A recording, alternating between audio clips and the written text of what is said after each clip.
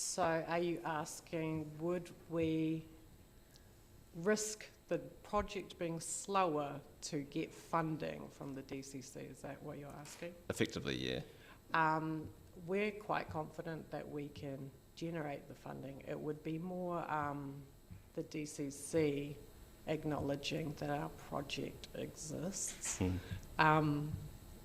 It's been, it hasn't been horrible working with the DCC.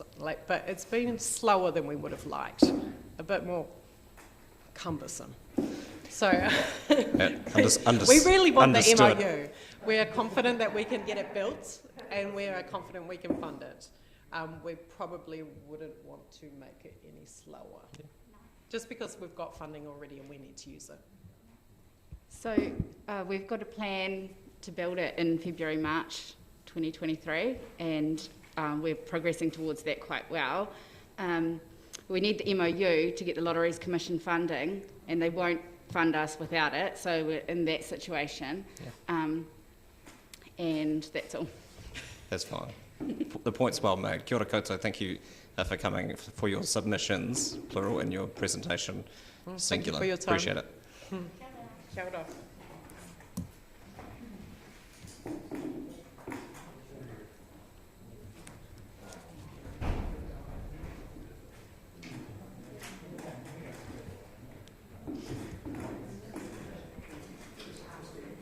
Evelyn Robertson, welcome.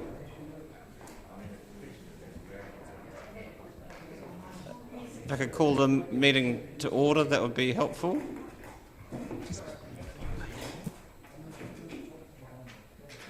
Councillors, your attention please. The next 5 minutes are all yours. Hello, thank you, Evelyn Toku Ikua. I'd like to talk to you about the plan going forwards and how it hasn't addressed the issue of the desperate need for low-income housing within our city, which provides workers somewhere to live, provides families somewhere to start, and is essential in growing our city economically and socially. I'd like to put forward a proposal that we focus through zoning and changes in regulations to incentivise the production of medium density, low to middle income housing through in areas around pre-existing mass transit stops, for example bus stops. You change it, you remove the requirements for parking and put in the requirements for low income accommodations to be added on developments on some properties. So if you want to build something over 4 stories, yes, you can do that, but you have to provide an X amount of flats and apartments on a similar model to the council flats on Maitland Street or Melrose, which provide low-income housing, not as state housing, just as an incentive through zoning and taxes and regulations to encourage that development. I'd also like the council, if possible, to look at using the pre-existing infrastructure within our city, such as reactivating the train line and changing the zoning laws on Sawyers Bay, Ravensbourne and etc. to, if train stations are there, allow the building of medium density accommodations there to provide for low income housing, or have the option there that if developers choose to build medium density buildings for low income houses, then the train stations will be reactivated once a certain density is reached. Thank you. I believe that is my submission.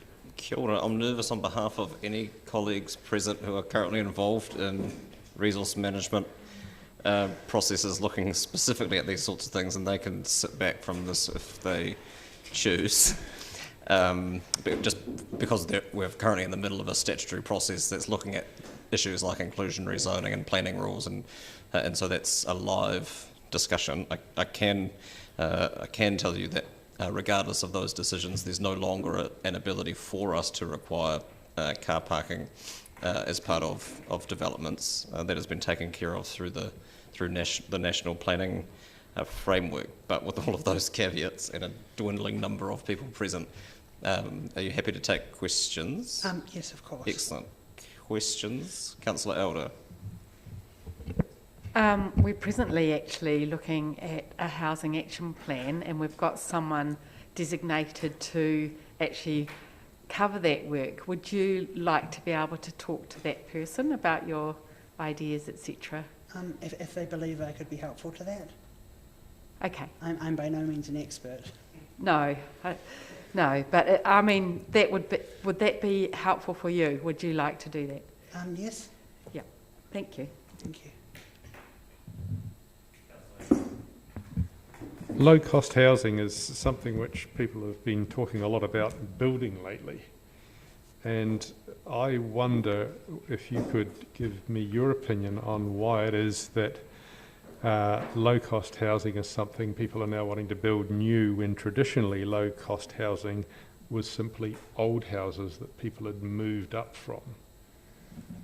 I think it's a special focus at the moment because most of the new developments have been driven and with the incentives towards serving the speculative market, which has caused most of the new houses being built in, and especially if you look out at Mosgiel, for upper middle bracket, large houses on small sections, nice clean developments, but you need a car to get out to them, and because they're built for upper income, they're rented out at that price. So there's become quite a growing demand in the city from people who are nurses, educators in that lower income bracket, can't afford anywhere in the city to rent on their own, so they're living in student flats.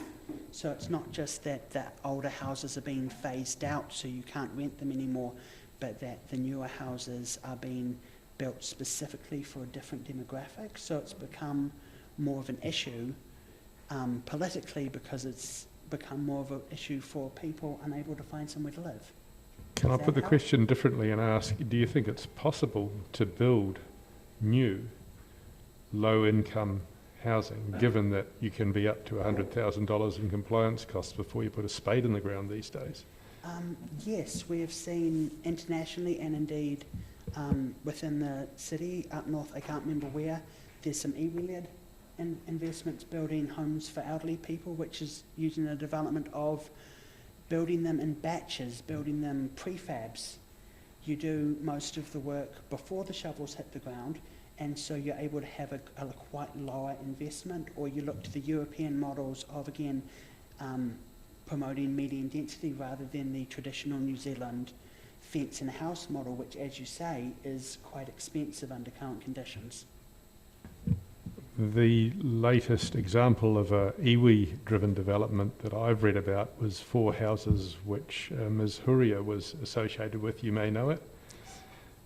Made the headlines because the houses ended up costing over $1 million and spent many, many months being unfinished and unable to be lived in. Would this be a counterexample, a rare counterexample in your view, or is this I would say there's typical of the problems that we currently have? There's quite a spread. I was thinking of pensioner houses, which I believe were in Northland, which were built on a bulk model and were quite cheap.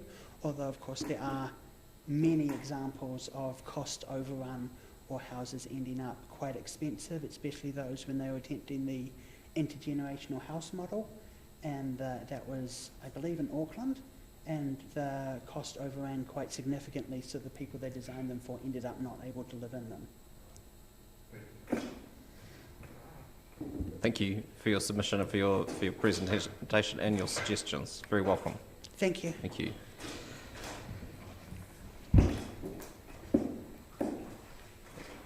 Councillors, we find ourselves again ahead of time, and our next emitter isn't scheduled until 2:05. I'll move that we adjourn the meeting until 2 o'clock, just in case they come early. Seconded Councillor Gary. All those in favour? Those against? That's agreed. Thank you. Can I suggest that if we find ourselves regularly ahead of time, that perhaps your 5-minute limit on question time might be relaxed on occasion? Councillor, I think it's more appropriate to approach this consistently over the course of the hearings. Well, let's appropriately relax it then, given that we've got all these waits that keep happening.